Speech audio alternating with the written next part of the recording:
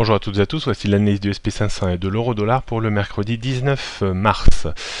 Le SP500, après avoir donné quelques signes de faiblesse lors de la rupture de 1845 points et une première phase de chute qui s'est stoppée aux alentours de 1825 points, s'est repris et repasse un petit peu du bon côté de la barrière en repassant au-dessus de 1845 points.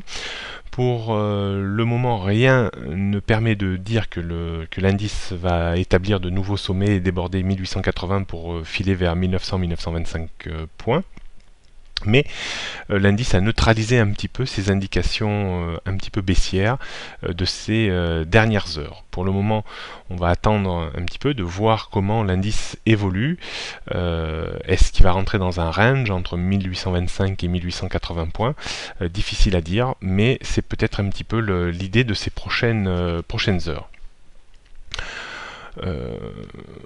Au niveau des résistances, on va constater une première résistance à 1890 points avant 1900-1925. Le premier support est à 1845 avant 1805-1765.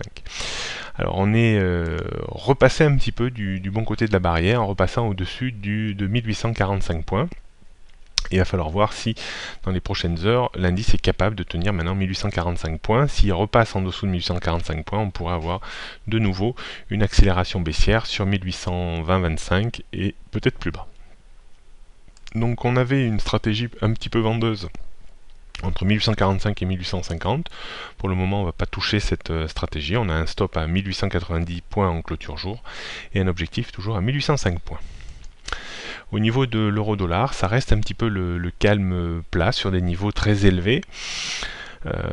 L'euro-dollar évolue toujours dans une très forte tendance haussière, cadencée par un canal vert, avec une zone de support située entre 1,3780 et 1,3820, et une grosse zone de résistance qui s'étend entre 1,3960 et 1,40.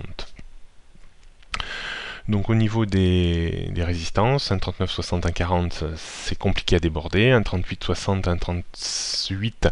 1,38, puis 1,3780, 1,3650 sont les supports immédiats. La tendance reste parfaitement haussière au-dessus de 1,3780. On pourra toujours tenter des achats en cas de retour vers 1,38 avec un stop à 1,3750 et un objectif à 1,3890. Voilà pour les analyses du jour. Prochaine analyse demain jeudi.